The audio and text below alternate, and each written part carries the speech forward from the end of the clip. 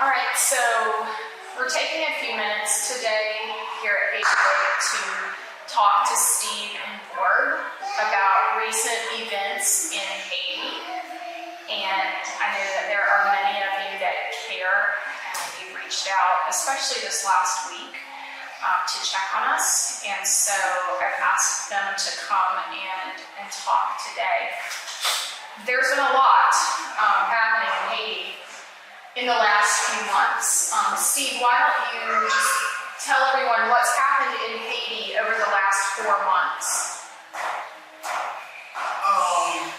Let me start by saying in the last 4 months, let's start in July, we had our president who had been assassinated in his own house, in his own bed. And from there, we had deportation. So many people have been deported from the US and from the border to Haiti. About more than 10,000 Haitians. And now we have a kidnapping situation. It's like every single day, so many people have been kidnapped in Haiti. And that makes it very hard for everybody in Haiti. And also something happened between the president's assassination and the deportations. Yeah, gas situation where all the gas station were closed. There are so many I can't even remember. Yeah, what was it? I think that's what's going on. So, Steve, what was the big event here in Haiti in August? On your way back, you had been in the United States? It was a big earthquake that was hit the south, and yeah, there are so many things I was talking about it. Exactly. I think that's right now. That's for a lot of people. Borg, like Steve said, it started with the assassination of the president. Really, it didn't start with the assassination of the president. It just brought things to a higher level. But as someone who lives here in Haiti, you've literally spent all your time here in Haiti for years now. You studied outside of Haiti for a few years, but what is it like to move from one trauma, one big news story to another? Let me start by saying hi to everybody that is going to watch this. I should say that I cannot really say why the country is like that. It is like we Asians that are living in the country, we are like having problem after problem, big ones after other big ones. I cannot say why, but it feels like it is difficult for us to bear all of this. But we can say that it is a result of problems that we have had before. It is the result of choices that we have made, or let's say the leaders have made in the past. And we all know that everything you can choose now, and then you will have the result of your choice in 1, 2, or 3 years, or even in decades. I can say that we are living the result of actions and let's say decisions that leaders have made here in Haiti. Yeah, and one of the things that's always on my mind, and something that's very, very clear to me in times like this. I was here with you in June. I was here with you in July. I was here with you in August, and I'm back here right now. But I always have a choice. I have a U.S. passport. I was born an American citizen. I have the choice to be here or to leave, but that's not the choice so many Haitians have. Steve and Borg, you're both parents. As parents, how do you see this current situation? How do you explain things to your children as they're getting older? I'd love to hear your thoughts. How do you view things from the perspective of a parent?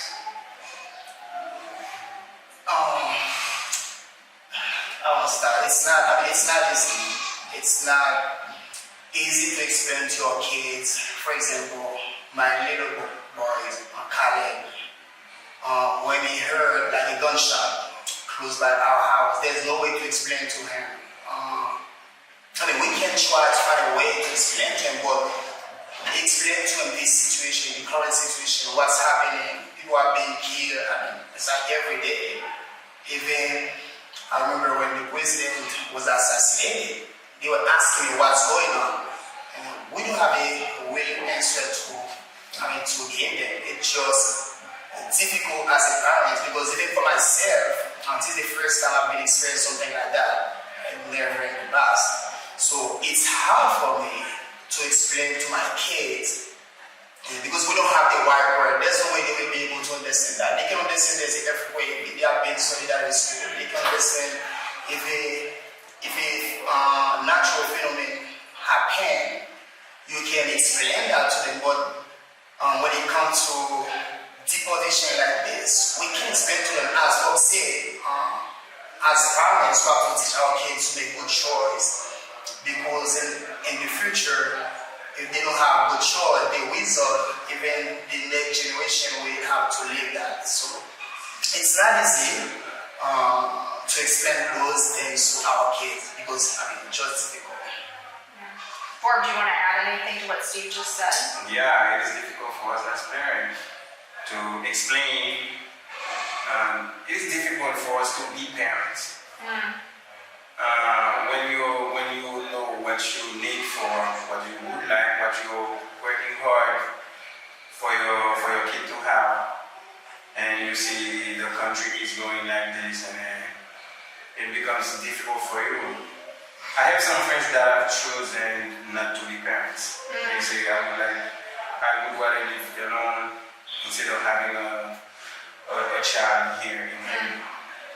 It's their choice. I have had, let's say, I am like a person that in the past I thought that it could be let's say different, and I still have the same idea. I do not know how it will happen, but because of hope that I have, and I think things can change. But it is not, I cannot really explain that to a child. It is not easy. And then, to be honest, I don't understand Haiti. It is my country, I don't understand it. I don't know how someone can explain a president to be assassinated like this. I cannot explain this. I cannot explain the situation that you cannot even leave your house. It is like you're living in a situation that if you leave your home, you cannot leave your home at night. You leave home to go to work, you're not sure that you will get back. Yeah. And this is not a society. Yeah. You cannot be thinking about that and then explain to your children that he's living today. He or she doesn't know that if she will be able to see you again, you go to work, maybe she see you again, maybe she won't, or maybe he won't. You see the problem? Yeah. And as a parent, it's difficult difficult. I just cannot explain because I just do not get it. Yeah. The actual situation that we are living, imagine that you're home and you wanted to go somewhere. You have a kid, because education is not teaching a kid how to read and write. We have socialization.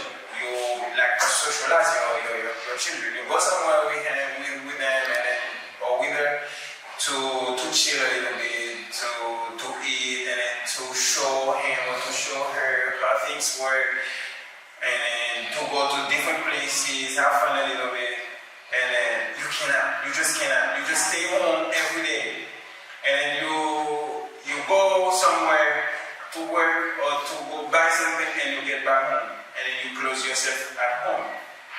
There's no way to explain this. Yeah, I think you make a good point there, and that's something that I want to come back to two things that Warp said, and then we're going to wrap it up just for time's sake. You talk about having to stay home, and you talk about hope, and I want to hit on both of those things before we conclude. One of the things, again, that I've been very aware of the last week or so, people have been writing me to check on me because I'm here and because Americans were kidnapped.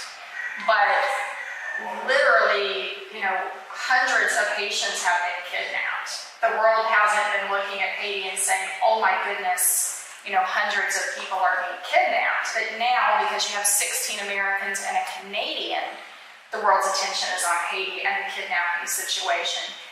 In one or two sentences, tell us, how has the kidnapping situation affected your life in the last year?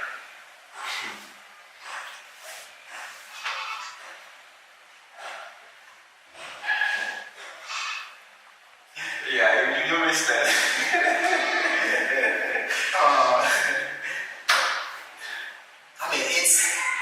It's not just my personal life have been affected. It's the life of my whole family. It's the life of everyone around me. And security is a big thing. As Bob said, when you have to stay home every single day, or you go to work, you don't even know if you're going back home.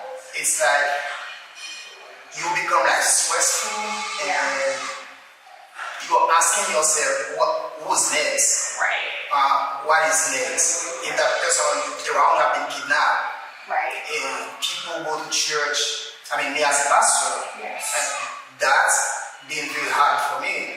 And seeing people, the gangs members go to church, kidnap pastors, kidnap church members, this affect me. This put a lot of pressure on me, and those will affect my family members. And it's a very difficult situation. For most Haitians right now. Right. Even if you're not even in Haiti, if you are Haitian, that concerns you too. Yes. It's very difficult for me as Haitian. Living those it's like the day I live, the day I know. I don't know if tomorrow right. I'll have a chance to buy the games to live. Right. Just the way I live. Yeah. What about you, Ford? How has the situation, the kidnapping situation, affected your life? Let me talk freely on that. Let me be honest on that. We have a saying here in Haiti. We say that your nationality is our nationality is like a disadvantage for us. Mm. And then here in Haiti, we know that your last name could be an disadvantage for you or an advantage. Mm. Your color. Mm. The way your hair is an advantage or a disadvantage for you. Where you live. Is that the neighborhood you are coming from. I think it is the same thing that Haiti is facing, let's say, in the world. We are facing this situation for years. The situation of kidnapping. Yeah. It's like every day people are being kidnapped. It is like a normal situation. But when you see, it is unfortunate that we can have, let's say, people or visitors being kidnapped. Yes. This is unfortunate. Right. Because we as Asians, we do not treat visitors like that. Visitors are like, they have the better part of our lives. They have the better, the better we have, it is what we want to offer our visitors. Right. But we come to a point that, let's say, our origin, it is our identity, we have lost it. We have lost it, our identity. I cannot really say that what Haitian is now. Because of years of suffering, years of, let's say, people are being under being, let's say, being or having to face things that are awful. Yeah. Some has changed their mind to do things that is not, let's say, that is not right for the society. Right. Others accept to live as they want or as they can. The kidnapping has not only affected my life but the life of the community, the life of everybody around me. You can sense a fear in everybody. When you go somewhere, everybody is looking at you. And be aware of your movement. If more than 5 people, let's say, is waiting for a tap, and then let's say a car, if it is tempting, can, let's say, stay or stop close by, everybody will run away because they think maybe they come to kidnappers. Yeah. You see, it is a situation that we are living. I have a lot of friends, but we are all hiding. When I say hiding, you cannot really hide because they have kidnapped people in their house. It is like normal for everybody. Yeah. It is like normal for let's say for the government. It appears normal for the United Nations too, for all the powerful nations. They do not say anything. It is like normal. So how could we live in such society?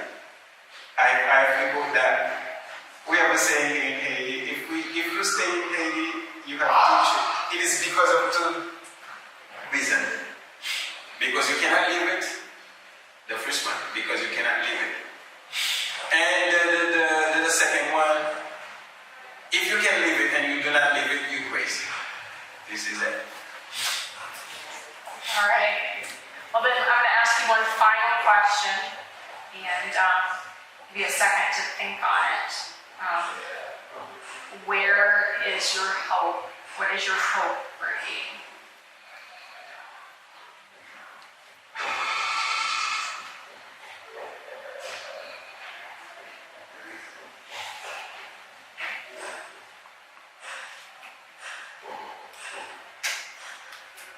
You understand? Yes, sir. Yeah, okay. Miracle happen. Miracle happens. We can have a miracle. We just need a leader. We just need someone that is willing to lead and to take it where it should be. Okay. Haiti cannot stay like this. No. And I'm sure that it will change. When I do not have the answer. Who will start it? I do not have the answer either. Am I willing for it to change, to be changed? Yes. What can I do for it to be changed? I do not know yet. I am trying to figure out, but it cannot stay like this. My hope is like, it is dark. It could be dark for 1, for 10, for 20 years, but it won't stay dark. One day, the sun will appear. This is where my hope is. And see. I do believe in miracle, but at the same time, when it comes to Haiti, I think people need to have conscience. Justice needs to be done, because when we are dealing with people, impunity, Yes. the result will always be like this. Yeah.